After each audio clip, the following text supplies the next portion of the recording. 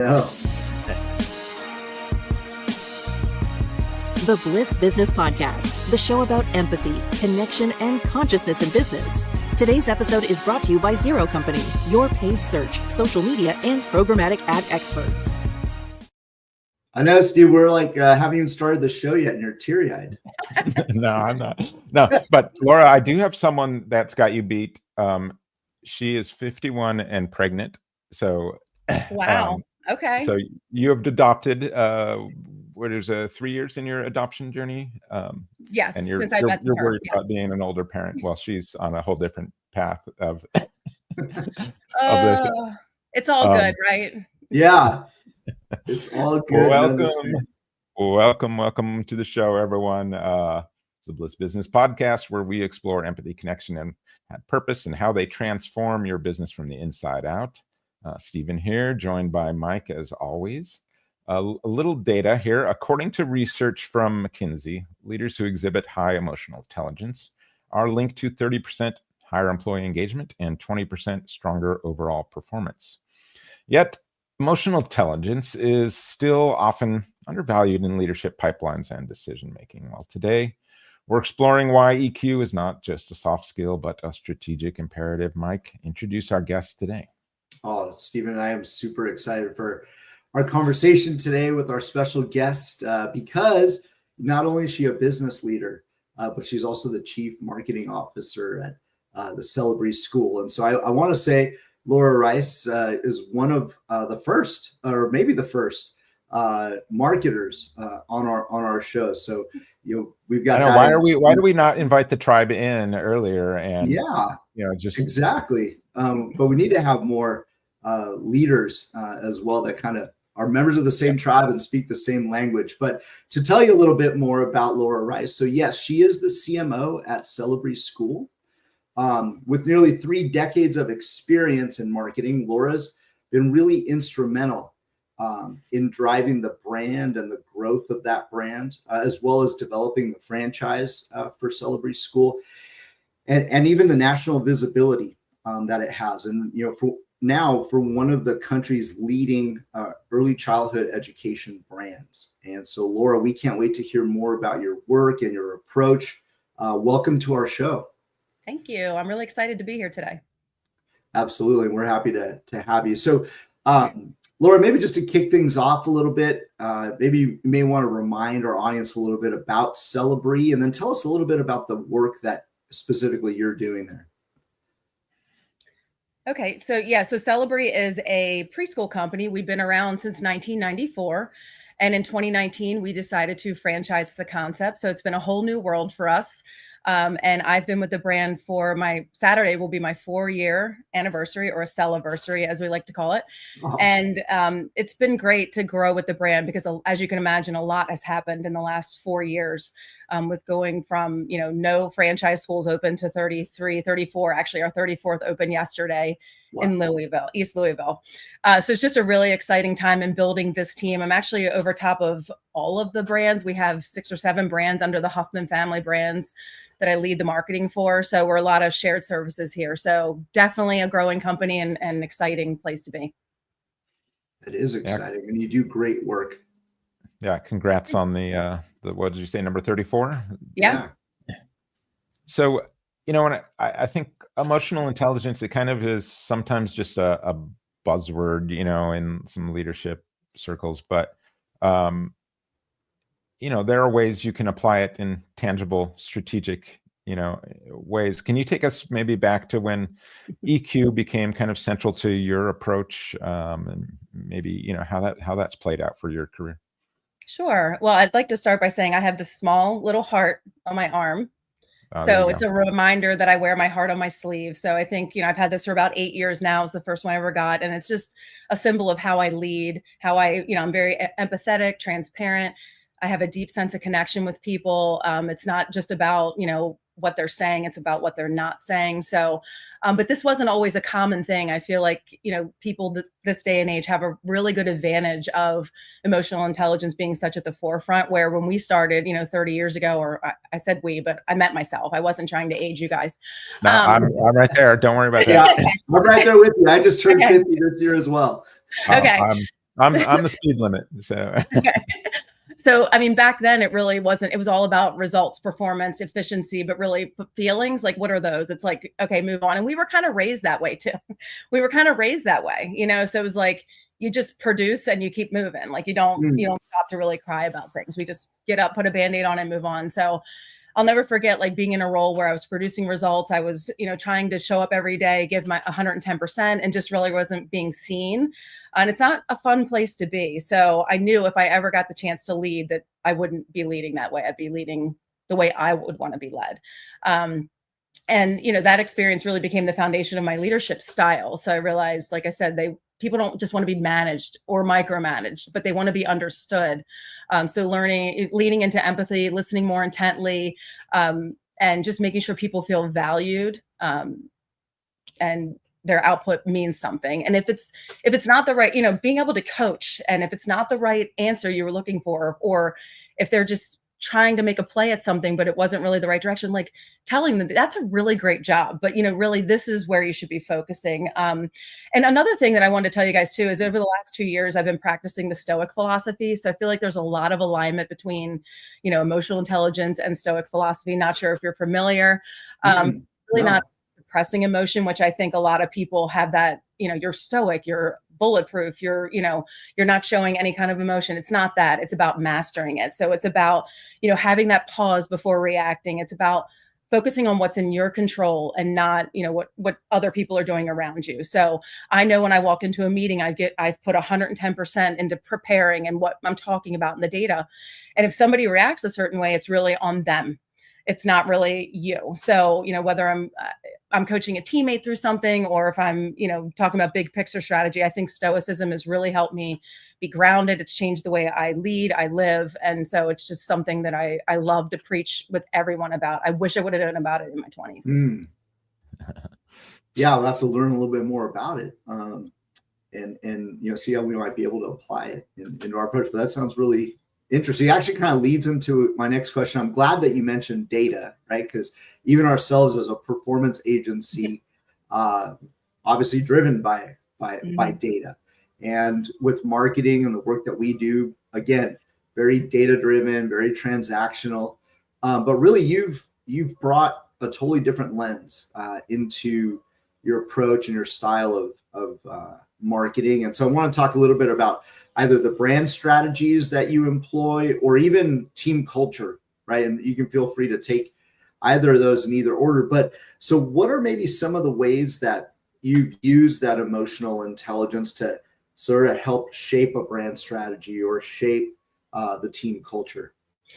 Yeah, I think, we were talking about this earlier, but marketing is really about relationships. So it is about data, but at the end of the day, we're very people centric, and without people, you've already lost the game. So I always try to remember that there's humans at the end of everything. It's, and one thing I've always preached, it's actually in my bio too. It's really about how the customer feels, like coming from a customer point of view, and everybody is your customer. So it's like, whether it's the parent exploring options for their kid, if it's a franchisee who's putting their whole life savings into changing, their whole life into this decision of buying a franchise, it's a teammate who's struggling, everybody is a customer. So I think just making sure that how would I feel if this was happening to me?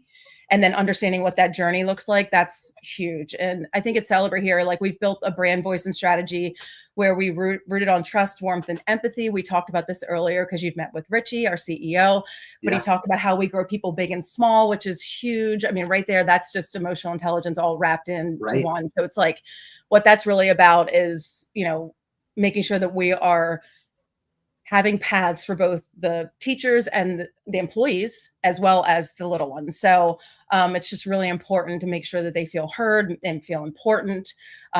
People are putting really deep emotions into these decisions that they're making. So, and then internally with the marketing team, we collaborate. We are a shared services. For us, we come into the office 5 days a week. So we are all sitting, when I say we, I'm looking out my door and seeing my team. And we're here 5 days a week. It's different because we're not virtual. So we have this opportunity.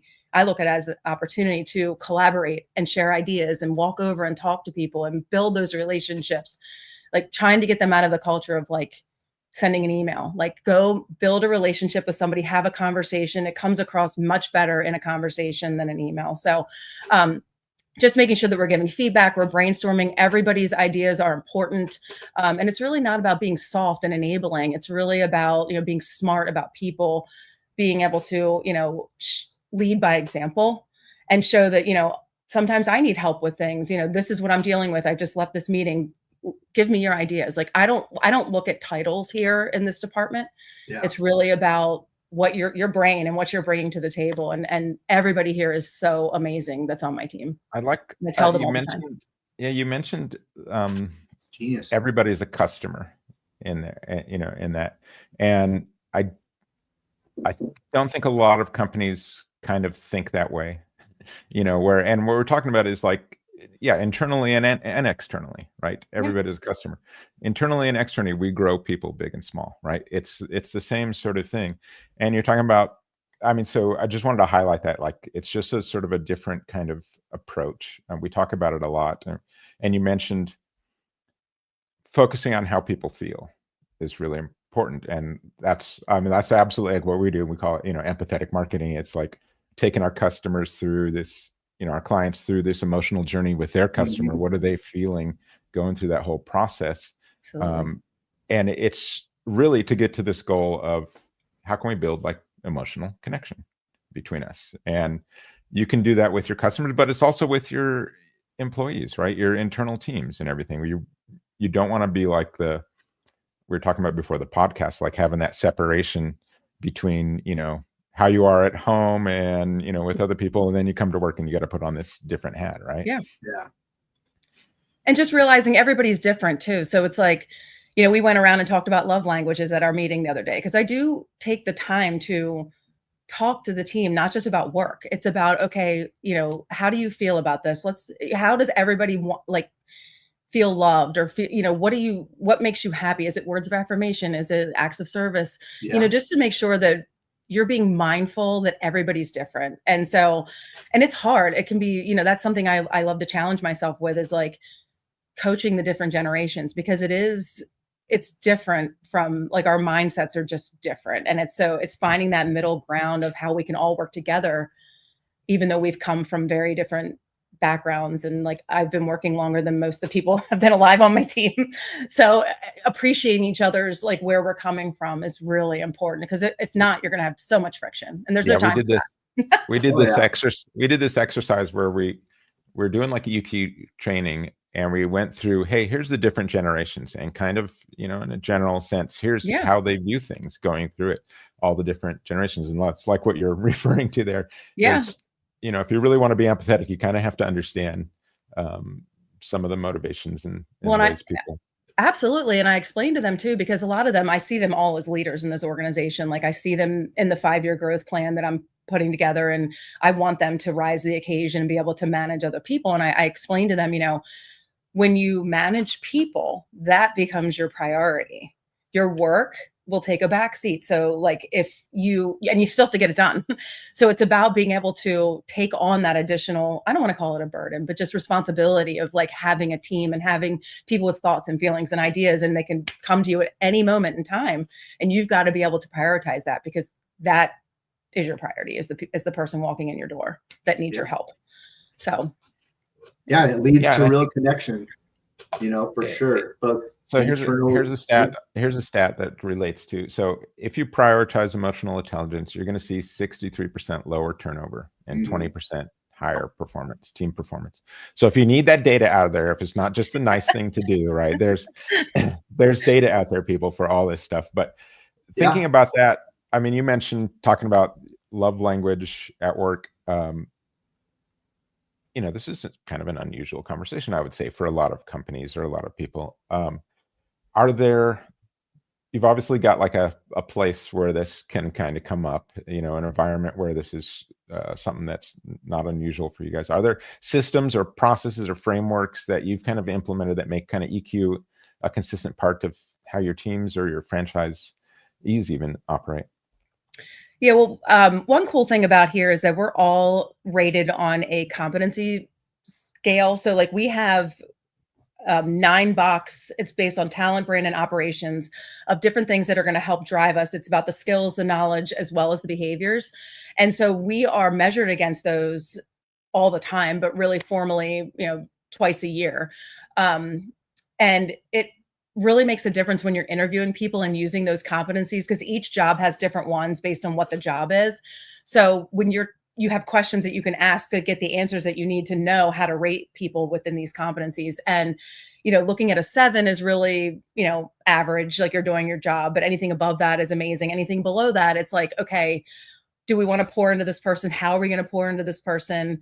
Or when we're interviewing, we're like, oh, I don't know if we can really get this person from a 4 to a 7, like where we need them to be. So I love that we have that, because it's clarity about, what you're supposed to be delivering on a daily basis, for everybody. And we have check-ins all the time about that.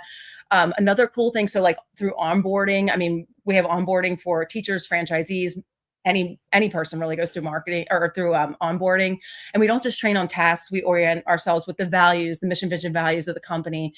We do our mission, vision, values before every meeting. Like our strategy meetings, like we say them out loud as a company sometimes, but sometimes individually. So I think that's really cool. We also have monthly workshops on emotional intelligence, things that are related to emotional intelligence. So we have one actually, I think this Friday, where it's not just for leadership, it's for everyone. So there's things that you can put into practice, and a lot of stoicism is like weaved through there, and just being able to have a calm mind, handling things yourself, like a lot of that self-regulation, which is so important. And conflict resolution, like having difficult conversations, like things that not just leaders have to go through. There's those kinds of things. Conflict is happening all around. Yeah. And so it's like, how can we resolve that? So I think it's so important that I love that we do that for everybody, because sometimes at companies, it's just the top that's getting that. And then, if the leader doesn't trickle that down, then, and a lot of times your team is a reflection of you. So how you're leading and how they're behaving, you want that to be a good mesh, and for people to always come to me and tell me good things about my team, which happens a lot, which I'm so proud. I love this team so much. And, we have regular check-ins. We do pulse surveys. People can go and talk to anybody in the company. My supervisor asked me, he's like, can I come check in on your team? I said, you can ask anybody, anything. Like, it's an open book. You can come to my meetings. Like, I just feel like transparency is so critical. Like hiding things is just, it doesn't make any sense. So I've been deemed as a self-reporter in all like other jobs as well. Like, oh, you just went and told, I was like, people need to know. Like, there's none of our check-ins that we have like are surprises. I've created a culture where people feel like they can come and talk about things. And I think, like I was saying before, it starts at the top. Our team meetings, like you said, the love languages, like I leave time in the meetings to talk about things like that. How come, like I print out things. I have some paper things on my desk, like 12 simple ways to lead with kindness. I just saw this on LinkedIn today. I'm going to put it out there. They're not technically leaders, but they're all leaders of themselves. I also put like this little quote from Warren Buffett, I think is great. And it says, you will continue to suffer if you have an emotional reaction to everything that is said to you. True power is sitting back and observing things with logic. True power is restraint. If words control you, that means everyone else can control you. Breathe and allow things to pass. I think, just having reminders about this stuff, it's going to help them and myself. And I always bring it back to myself. This is for me too. And I think they love that too. But it's just a reminder of like, take that 2 seconds, don't react, breathe, and figure out, okay, that's on them. That's not really something you did. So I love all of that. I think, and they're very open to receiving stuff like that, which helps. Yeah, like that last thing you said too. So you kind of mentioned, you can be in these high stress environments, right? And things going on, and you're growing fast in your business, right? This can be like, hey, we got to do this now. Or yesterday, all the time, right? But it's like, taking a pause. And I think sometimes too, people, thank you for saying that, because I think people, it is hard to know when somebody's coming to you with from different levels of the organization, like, I got to get this done now. I'm like, wait a minute, hold on. And I ask them to come to me. I can help you prioritize things. I can help us, like, okay, let's get deadlines. Let's see if we can move this deadline, like just working together instead of sitting at your desk drowning. Like, there's just no point in that. There are so many people here to help you. And I think I love that we've created this culture over here. I think the whole company is like this. I mean, you can go to anybody in this company and people are always willing to help each other, which is, like I said, unusual from places that I've worked in the past. This place really cares about the employees.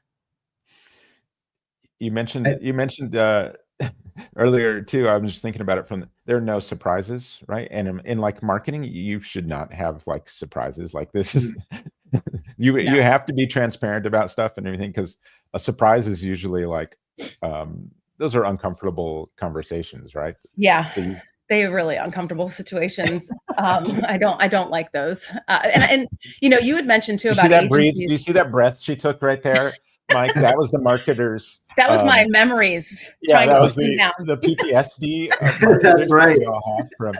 I feel, and like you had said earlier, like I'm a customer too. So I think about like the agencies that we work with, like they're a reflection or an extension of this team and this brand. Right. And I want to make sure they're giving me 110% too. So I think the CEO, Richie, who you met, is, really loves that about me, that I'm willing to find new partners and agencies if the ones are not producing that we need. Is as hard as it is to change somebody, it's worth it than continuing going down a road where franchisees aren't happy, we're not happy, we're not getting the results that we need. It doesn't create a good environment. So, and of course there's always downtime, and you have to explain the ebbs and flows to people that, everybody loves to think they know marketing, but there are marketing people for a reason. And so we have to, explain, like it's a cyclical business, just like everything else. Like there are times, this is what it looked like last year at this time. So just having that data, being able to tell the story, but also making sure that what you're saying is factual and you have the right people behind you that are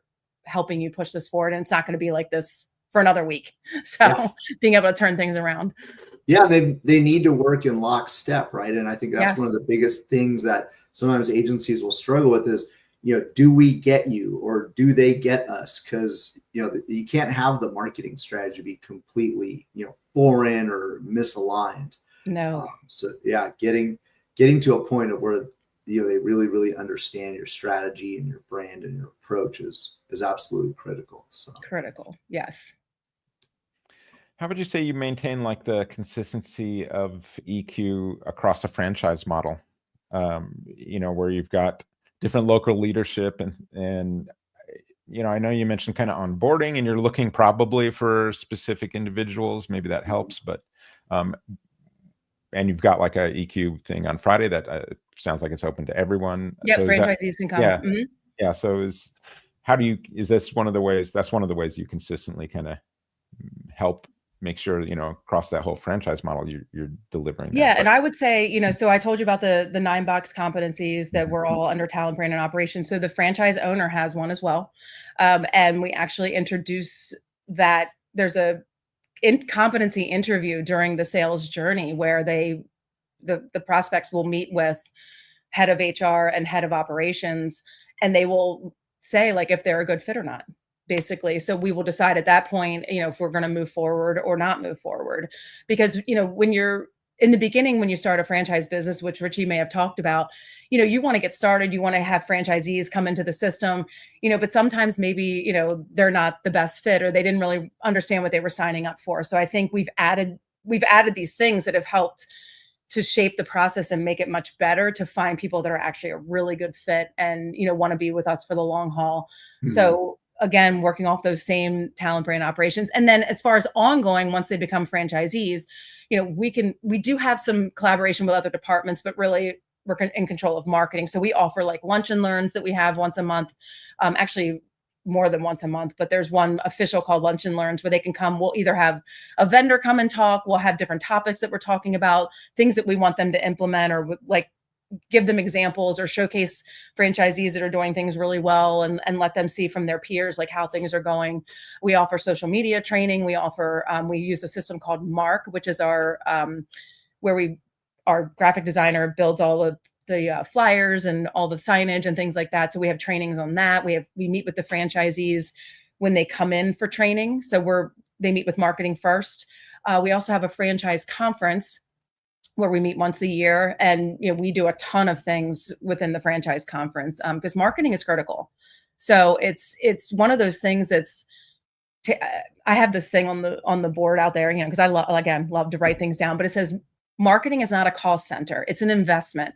So, and I have it right on there because we have people coming in for Meet the Team Day tomorrow. I want them to see, it's really, it might sound expensive to you, but remember, you're opening a new school. You're trying to fill a whole school. People don't know who you are. I like to say things that are memorable. So if you build it, they won't come because they don't know you're there. Things that people can remember, I think, but I want to be memorable, but nice about it. So it's she said, I remember she said this, and that's why I got, went to these events and I did this. So, I think there's a way to deliver things that it resonates with people in a nice way, and they want to produce for you because you guys are spending so much time and offering white glove service and all that stuff. So that's our marketing mantra, though. It's if you build it, they won't come. Yeah, it's not. She just spent $2 million, but if you build it, they won't come because they don't know you're there. You've got to go talk to them people. Oh yeah. And some people are really scared to do that, and so I think trying to work with people and get out of their comfort zone, it's hard. And so some of them been in a corporate job and they were finance and they were not out talking to people. So I'm impressed. Money, but I know. Yeah, I know. I just wanted brain rewiring that has to take place at that point. Laura, we've got an audience question here. How do you keep a personal, local feel in your marketing while growing into new markets across the country? Yeah, I would say that from a corporate marketing perspective, we do a lot of the national campaigns, and then we've created this calendar this year. We're trying to be really proactive. So we created a whole year's calendar of what we're going to be doing each quarter and how that looks on our level of what we're executing, what they can execute on their level, that, and telling them exactly the ideas that we have. So we send them tons of ideas on what we call community connections, which is grassroots marketing. So, and we actually have an approval process. So like I mentioned, Mark, which is our online database for all of our materials, we have everything go through there. So at least we know it has a consistent brand feel, but we want it to be local. But we want to make sure that they're letting us know that. So it's all about communication. I think, having that relationship, and we have people dedicated to working with franchisees in their ramp up stage, and then franchisees that are in their, what we call, I can't use the word profitable because I just made it, but they're past a good point. So they're more space available, looking for kids in certain spaces versus trying to fill a whole school. So those people are very high touch, hands-on, going through everything with them, their marketing plan. Because a lot of these people don't have marketing experience, so they want our help. And so we're very high touch, very hands-on. So that's just how we operate. And I think it really works to making sure that things have a look and feel. We also have franchise business consultants that are in the schools, checking on things, making sure brand standards are being met. So it's all about everybody working together. I think, Mike, we talk about this a lot. It's the importance of purpose, where letting that be the boss. So as long as you've kind of, have that as kind of that guide for people, you can let them have a little more freedom, maybe, in the local level, as long as they're sticking to that brand purpose. Yes. And they come back with some really amazing ideas, and they share them with us. And then we share them out to the whole population of franchisees, because why reinvent the wheel? Steal with pride. You don't have to, we encourage them to, link up with each other, follow each other on social media, and learn from each other, and I'd rather them hear from people. We love testimonials in marketing, right? We'd rather them hear from people doing it versus marketing all the time being like, dude, this is how you do it. This is how you do it. Learn from your peers. See what they're doing. Precisely. Yeah. So Laura, as Steve was kind of mentioning, one of the things that we love to talk about on the show, and even with our marketing agency, one of the ways that we get very aligned with our clients is through identification of their purpose, right? And if they can't articulate it, then we have an exercise to go through and help with that, and then it helps us obviously to become a more valuable partner. To give you some statistics as well around the importance of purpose, I pulled a little data from a study prior to the show that was saying that organizations that have a well-defined purpose outperform the rest of the market or their peers in the vertical by 42%, right? So nearly 50% better performance. So I wanted to maybe, that obviously gives us an important data point, but in your view too, and I love to ask all of our guests this specific question, what is the importance to your business to have a well-defined purpose? Oh my gosh. Well, when you're dealing with children, it's critical. So the safety of children. So I think, that's where it all starts, is having that passion for wanting to give back to your community, the safety of children, having them come into a environment every day that they are ready for kindergarten, all those types of things. So, and that's what I was talking about, that alignment of talking to those prospects before they get into, coming in and going further down in the journey, like just making sure, do they have that? Do they have what it takes for that purpose of, growing people big and small, which is really what we talked about. So not only about themselves, like wanting to, make money and give back to their family, but it's really about giving back to their community.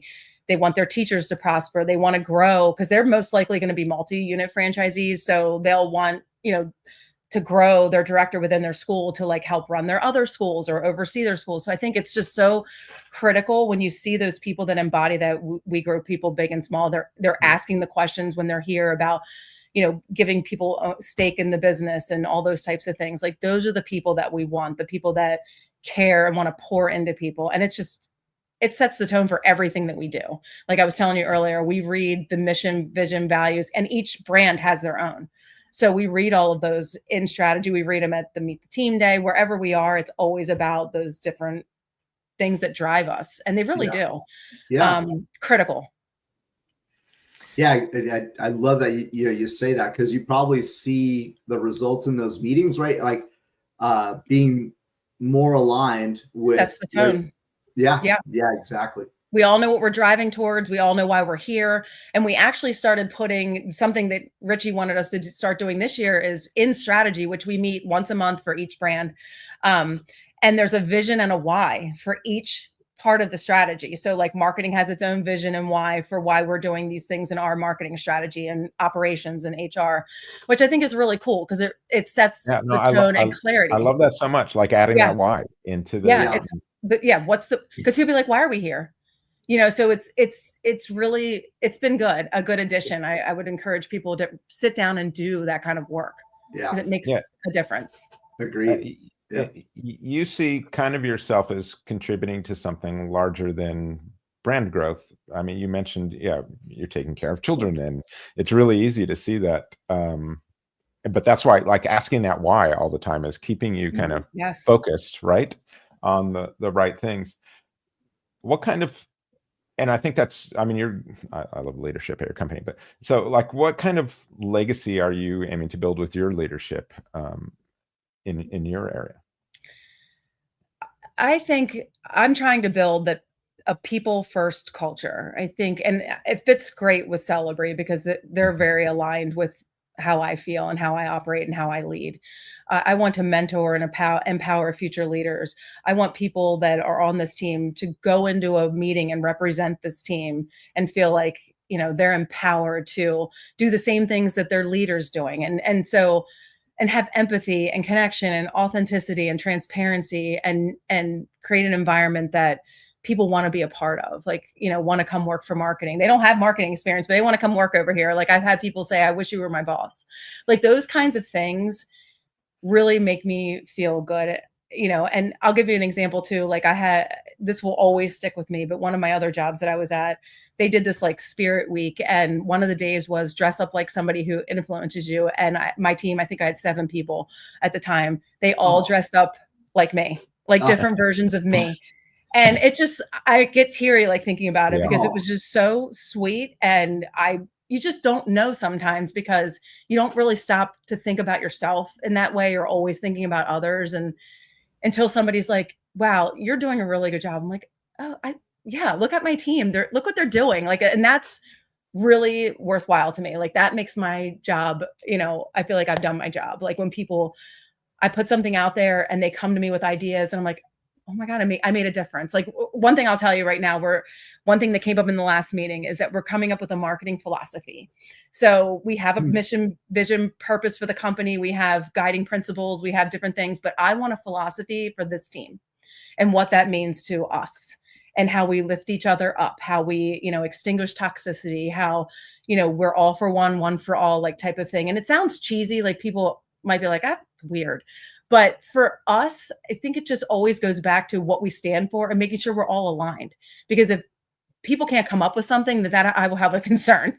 So it might sound weird, but it's not cheesy though. It's like okay. That's with our Bliss, build love into scalable systems. Yeah, you guys get it. It's a question you're constantly asking yourself while you're going about your work. Sometimes it's like, well, what's the loving thing to do here?